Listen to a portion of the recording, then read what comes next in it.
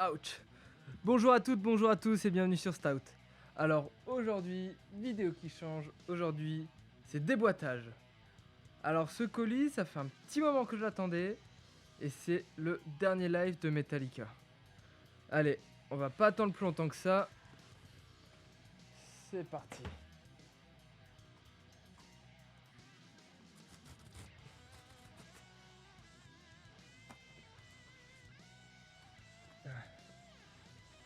Ah.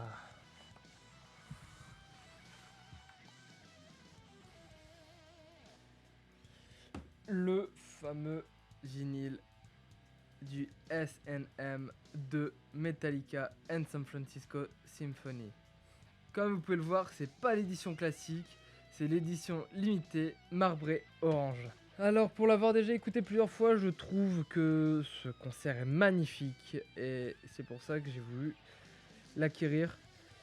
Et surtout que la version orange marbrée est exactement au même prix que la version noire. Donc autant avoir une version de belle couleur. Donc on peut voir les différents titres qu'il y a sur cet album, des grands classiques de Metallica, des parties beaucoup plus orchestrales. On va attendre que le tracteur passe.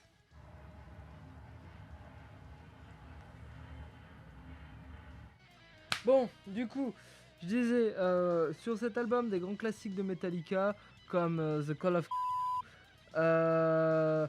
Nothing Else Matters, One, Master of Puppets, Unforgiven, et des morceaux plus symphoniques qui sont joués uniquement par l'orchestre de San Francisco. Donc comme on peut voir, c'est un coffret qui est assez épais. Il contient plusieurs photos. Je vais l'ouvrir, je vais pas attendre plus longtemps, je vais l'ouvrir.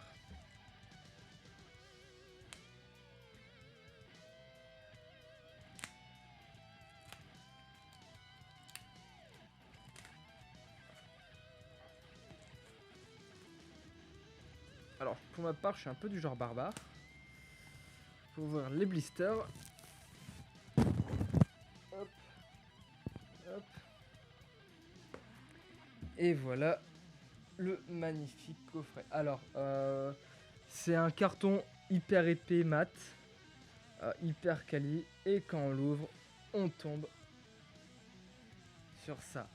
Et je trouve ça juste magnifique, le travail qui a été effectué sur cet album. Le graphisme en lui-même est juste magnifique.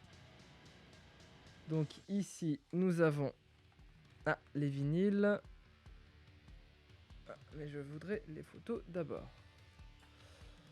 Donc nous avons un livre juste là avec des photos.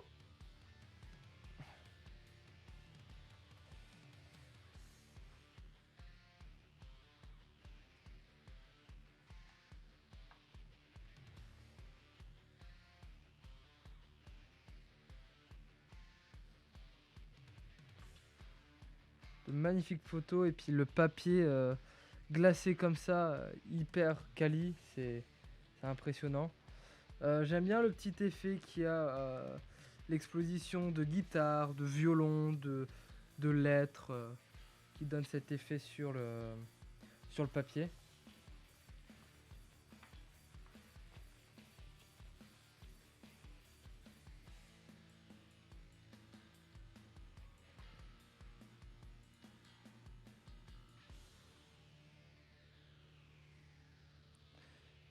Et là, nous avons les crédits. Donc après la deuxième partie, avec les membres du groupe, et toujours cet effet de pièces, d'instruments de musique qui sont éclatés, mélangés avec les lettres du groupe. C'est juste magnifique. Toujours le même principe. Je vais pas me répéter. Et là, nous sommes à la fin. Un peu poussiéreux peut-être derrière le disque.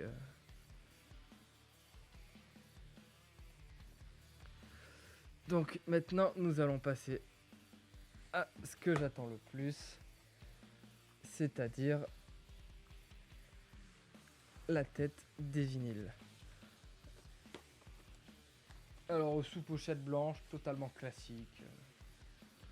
Pas chercher complications non plus. Et nous avons là les magnifiques vinyles marbrés, très légèrement transparents. Je trouve ça juste incroyable. Alors j'aimerais bien savoir où ils sont pressés. Je vais regarder ça de plus près. C'est pas précisé où c'est fabriqué. Bon, c'est pas grave. Nous avons ici affaire à un vinyle tout à fait classique. Ça doit être du 180 grammes. C'est pas précisé nulle part.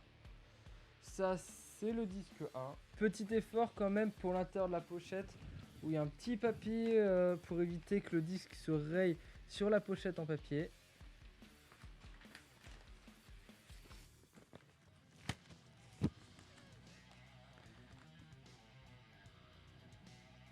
Hop, après, il y a quelque chose au fond. Non, il n'y a plus rien ici. Le disque 2. Ah, là par contre, il y a quelque chose au fond. Avec le petit code justement. Je garde le code. Le petit code Metallica. Donc du coup, le deuxième vinyle, toujours marbré.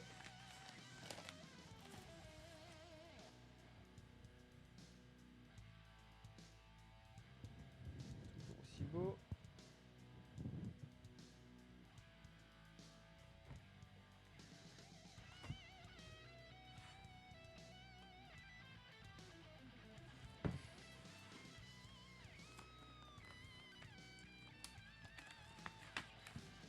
Le troisième.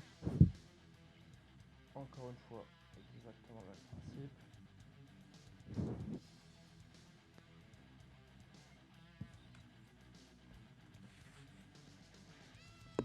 Il y a un... Hop. Et le dernier disque.